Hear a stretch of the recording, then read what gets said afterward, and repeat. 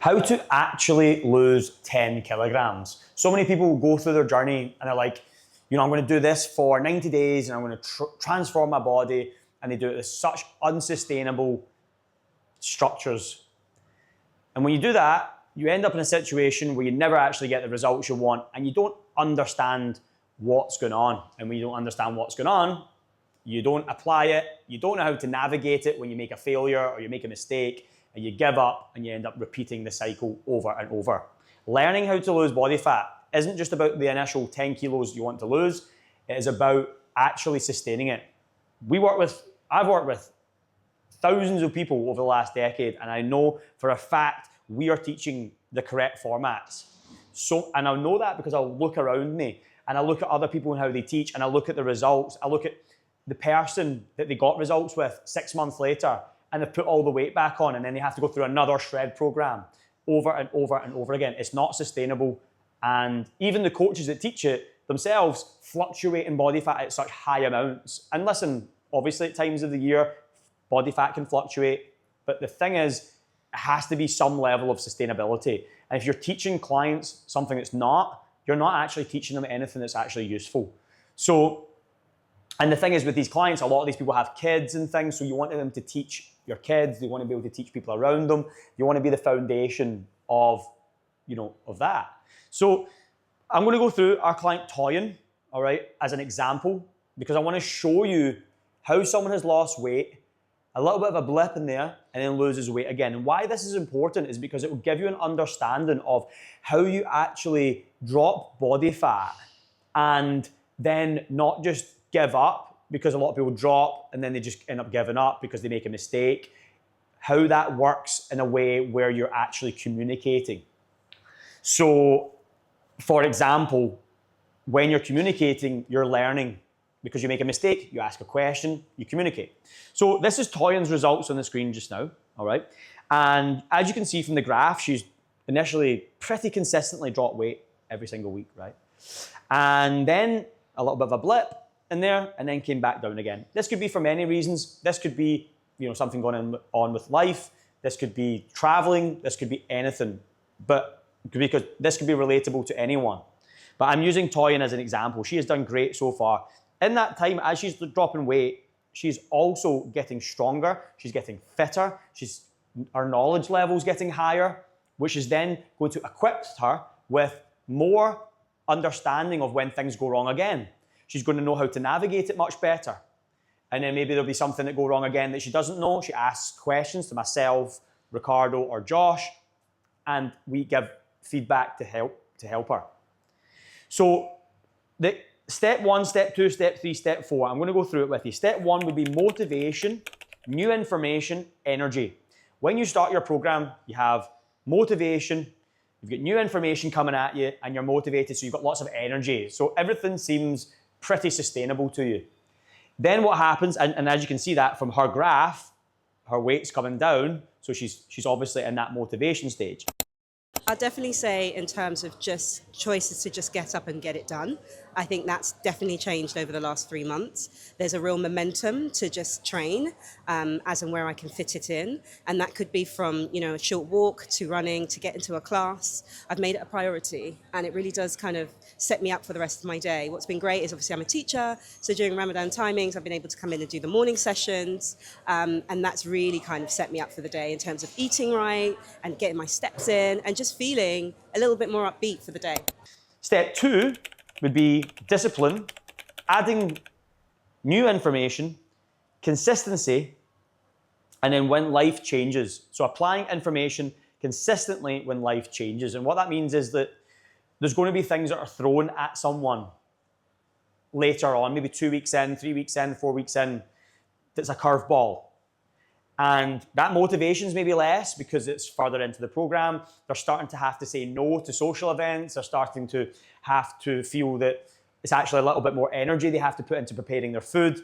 And it comes to realization, and then they start being like, okay, this is a little bit more difficult.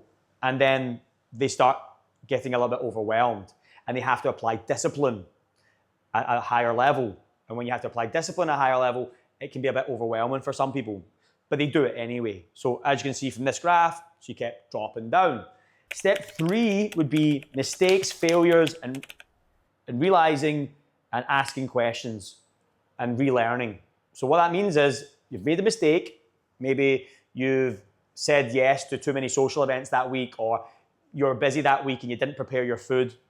Again, not ideal. So what you would do is you would make a mistake, you would then have those failures, then you would have to relearn by asking questions to the coach. You have to do that. But if you do not ask questions and you just internalize and you go, it's okay, I know what I'm doing, I'm just doing it wrong, you're going to end up in a situation where you go back to the old person and you start doing the habits that old person had. And that's a nightmare, because when you do that, you end up just redoing those problems and you repeat the same cycle that you had before you started the program, which is got a little bit of results, gave up. Got a little bit of results, gave up. So you communicate in that period of time and realize the mistakes you made and what alternatives you have. Let me give you an example. Let's use an example of you were asked to go for dinner 3 times that week. You were eating in business meetings, you had social events, so you went out on Wednesday, Saturday, and Sunday, as an example. You went and did that, and you realized that Wednesday wasn't really necessary to go out. It could have been avoided. That person could have came to your house and you could have pretty much ate the same thing and had that time with them, and you could have went a walk with them and had the same interactions. Could have been a friend. And then on the Sunday, you had, like, say for example, Saturday is your cheat meal. That's fine, you have that cheat meal. Sunday, you were like, oh, I just want to eat out in a cafe with my friends and have breakfast. So you ate out on Wednesday, Saturday, and Sunday. Problem is, you need to find something sustainable. You need to pick structures and say, listen, non-negotiable, Saturdays are my cheat meal. And if I do need to change it to another day, Saturdays become my non-cheat meal. So you have to have that balance. What you'll find with that is you'll find yourself enjoying the journey more, because the food that you're eating is, you're enjoying it because it's kind of new, and you're not just eating out consistently because you're not doing it often.